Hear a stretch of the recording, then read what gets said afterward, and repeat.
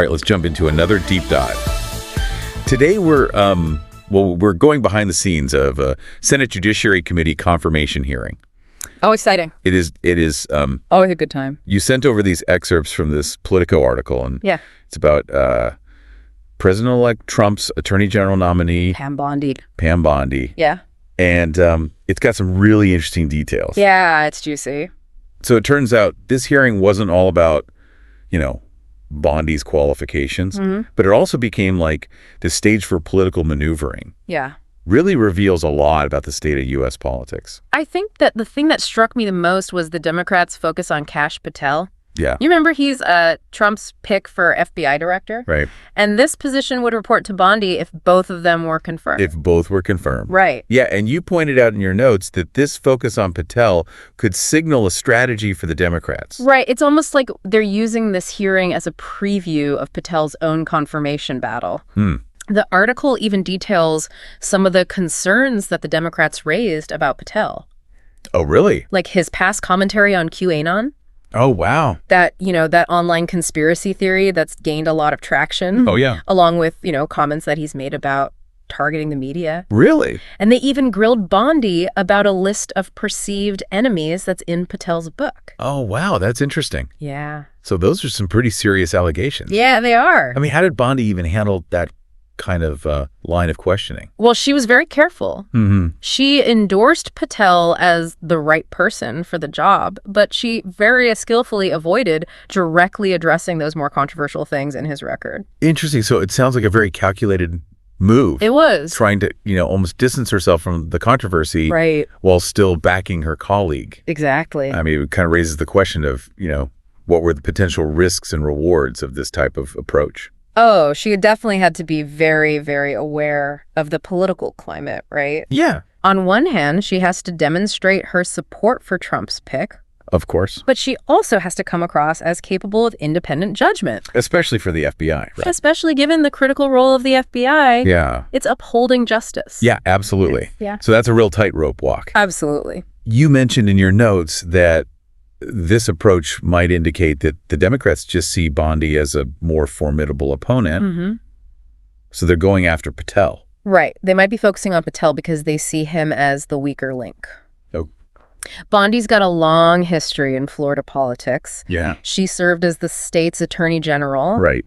She might not be an easy target for them. So going after Patel, maybe hoping to undermine Bondi's nomination indirectly. Interesting. Yeah. It's fascinating how this confirmation hearing became like this platform for political maneuvering. Yeah, it was like a proxy battle. Yeah. And there's even a funny part in the article where Bondi expresses this relief that Patel will have to address the QAnon questions himself at his own confirmation hearing. Oh, wow. Like, this one's all yours. Oh, that's great. It's almost like she's saying that. Wow. So she's definitely a savvy political operator. Yeah. This focus on Patel wasn't the only interesting thing about this hearing, though. No, it wasn't. Okay, so... The Democrats pressed her on a few other sensitive topics, too. Okay. Including, her stance on the 2020 election results. Oh, yeah. And, That's a hot topic. It's a very hot topic. And especially, given Trump's claims of election fraud. Oh, of course, of course. This wasn't Bondi's first time navigating the political minefield that surrounds the 2020 election. Right. You highlighted that she assisted Rudy Giuliani in trying to overturn the results in Pennsylvania. Yeah, back in 2020. No, 2020. So she was already deeply involved. She was. Yeah. So how did she handle those questions about the 2020 election? Well, she was very careful not to take a definitive stance. Yeah. And she avoided explicitly stating whether or not she believed Biden won fairly. I see. Repeatedly. Interesting. So she's maintaining ambiguity. Exactly. To avoid alienating anyone. It's a smart strategy. Yeah, it's important to remember that this is a confirmation hearing. Yeah. And nominees often try to avoid making statements that could jeopardize their chances. This makes me think about another point that you highlighted. Okay. Bondi's repeated vows to end partisanship and weaponization of the DOJ if confirmed. Yeah, those promises carry a lot of weight. especially when you consider, Trump himself Yeah. repeatedly called for his political adversaries to be prosecuted during his presidency. Oh, yeah, of course. So Bondi's commitment to this nonpartisan approach is going to be under intense scrutiny if she ends up taking the helm at the Justice Department. Absolutely. And that's a great transition into another key aspect of the hearing that we should talk about. The article mentions Bondi's responses to questions about whether or not she would prosecute Jack Smith, Right. the special prosecutor investigating Trump. Right. Did she give any insight into her potential approach to this highly sensitive case? Well, she followed a similar pattern, Yeah. emphasizing that she would be guided by, facts and not politics. Yeah. But, her close ties to Trump Yeah. and her previous involvement in those efforts to overturn the 2020 election raise questions about her ability to be truly impartial. It's a complex situation. It really is. Those questions about Bondi's ability to separate her personal loyalties from her professional duties are kind of at the heart of this whole hearing. Absolutely. And her responses, Yeah. while carefully crafted, don't totally alleviate those concerns. Yeah. They leave a lot of room for interpretation. Yeah, like we're getting this glimpse behind the curtain of the political machine. Yeah, this hearing becomes less about Bondi's qualifications and more about the power dynamics at play in the Republican Party after Trump. I think you've hit on something really crucial there. Yeah, and this is just the beginning of our deep dive. There's still so much more to uncover as we kind of dig deeper into this fascinating article about this confirmation hearing. Definitely. It's interesting how this hearing really shows you the challenges people face when trying to navigate this political landscape, especially for someone like Bondi, who's closely aligned with Trump, but also trying to present herself as a capable leader. Right. On her own. Yeah, exactly. Yeah. It makes you wonder if this is like the new normal for anyone who wants to be in a high-profile position, like in the Trump era or even, post-Trump. It really does make you think about that. It does. It goes way beyond just this hearing. Yeah, it's bigger than this. What does it even mean to be a Republican leader today? Yeah. Is there room for independent thought? Yeah. Or is loyalty to Trump like the price you pay? Yeah, you have to pay to play. To get in there, yeah. The article mentions this idea Okay. with an observation from Senator Blumenthal. Right. He noticed that Bondi was super careful not to say anything that would upset Trump, Oh, wow. suggesting that she was playing to an audience of one. That's a sharp observation. Wits. I think it gets at the heart of it all. Yeah. Even someone as established as Bondi feels this need Right. to kind of tailor her responses. To please Trump. Yeah, avoid upsetting Trump. It raises questions about the control he still has. He still has a lot of power. Yeah, It's striking how Trump's presence is felt, it really is. even though he's not even physically there. It shows you the lasting impact he's had on the party. Absolutely. His influence, it's palpable. It is. His endorsement or, lack thereof Yeah. can make or break you. Yeah. It's powerful. This brings us to another important part of the hearing. Okay. Bondi's assertiveness. Assertiveness. Yeah. The article mentions times when she pushed back against committee members. Yeah, I was going to say it was kind of unexpected. Yeah, it's not typical. She even referenced Senator Schiff's censure by the House. Yeah, and joked about taking time away from him. Yeah. It was very interesting. It was different. It was very different than the typical confirmation hearing where nominees try to avoid confrontation. And controversy. It was almost like she was saying, I'm not going to be passive here. Exactly. I'm going to stand my ground. Yes. It makes you wonder, what does this assertiveness reveal about her? About her personality and her potential approach to the role? To the role, if confirmed. Yeah, is it strength and independence? Yeah. Or is it defensiveness? Or unwillingness to be challenged. Right. Yeah. That's something our listeners should think about. Yeah. Yeah, as you explore this topic. How much weight do you give these moments? Yeah. Is it leadership? Yeah.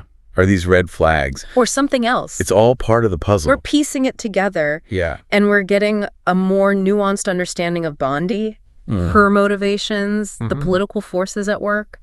Yeah, this deep dive is more than just a summary of this hearing. It's really like a window into the Republican Party. Into the soul. The soul, yeah. Yeah, revealing those internal conflicts. And the legacy of Trump. Yeah, politics is rarely black and white. It's never that simple. It's complex. There are agendas. There's competing agendas. You really have to read between the lines. To understand the motivations. That's what makes it so fascinating. It's like a political thriller.